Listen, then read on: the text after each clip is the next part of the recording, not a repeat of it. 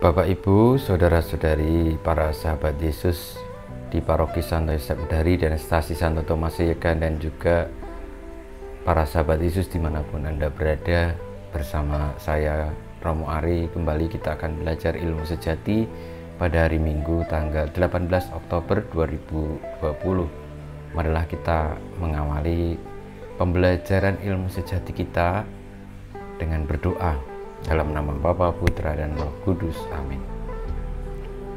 Allah yang kekal dan kuasa, ciptakanlah dalam diri kami hati yang tulus dan setia, agar kami mampu melayani Engkau, ya Allah yang Maha Agung, dengan penuh bakti dan kasih, dengan pengantaran Yesus Kristus Putramu Tuhan kami, yang bersama dengan Dikau dalam persatuan dengan Roh Kudus, hidup dan berkuasa Allah sepanjang segala masa. Amin. Saudara-saudari, para sahabat Yesus yang terkasih, pada tanggal 18 Oktober 2020 kita merayakan Minggu Biasa yang ke-29 bersama juga dengan Hari Minggu Misi yang ke-94. Kita belajar dari Injil Tuhan kita Yesus Kristus tentang ilmu sejati dari Injil Matius bab 22 ayat 15 sampai dengan 21. Sekali peristiwa, orang-orang Farisi berunding bagaimana mereka dapat menjerat Yesus dengan suatu pertanyaan. Mereka menyuruh murid-murid mereka bersama orang-orang Herodian bertanya kepada Yesus, "Guru, kami tahu Engkau adalah seorang yang jujur dan dengan jujur mengajar jalan Allah, dan Engkau tidak takut kepada siapapun juga, sebab Engkau tidak mencari muka. Katakanlah kepada kami pendapatmu, bolehkah membayar pajak kepada Kaisar atau tidak?" Tetapi Yesus mengetahui kejahatan hati mereka, maka ia lalu berkata, "Mengapa kamu mencobai aku, hai orang-orang munafik? Tunjukkanlah kepadaku mata uang untuk pajak itu."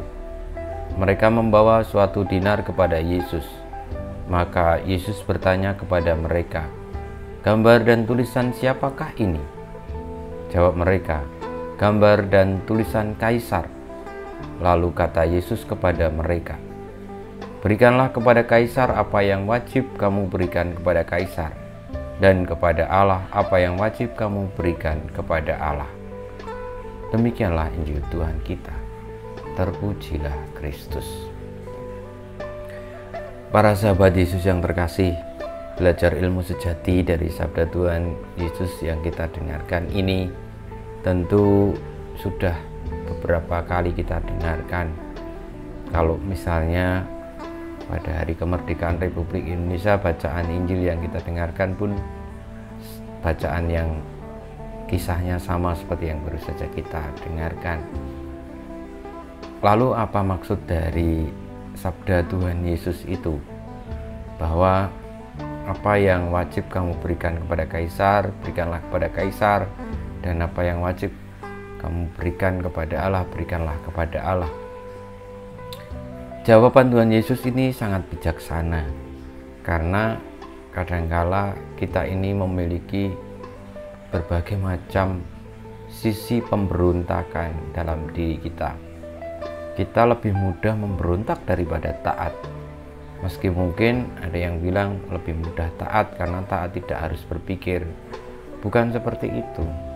Memang lebih mudah kita itu manut, menurut, ngikut. Tetapi ada kepentingan di balik menurut, taat, ngikut, yakni supaya kita tidak repot, supaya kita tidak terhukum dan sebagainya.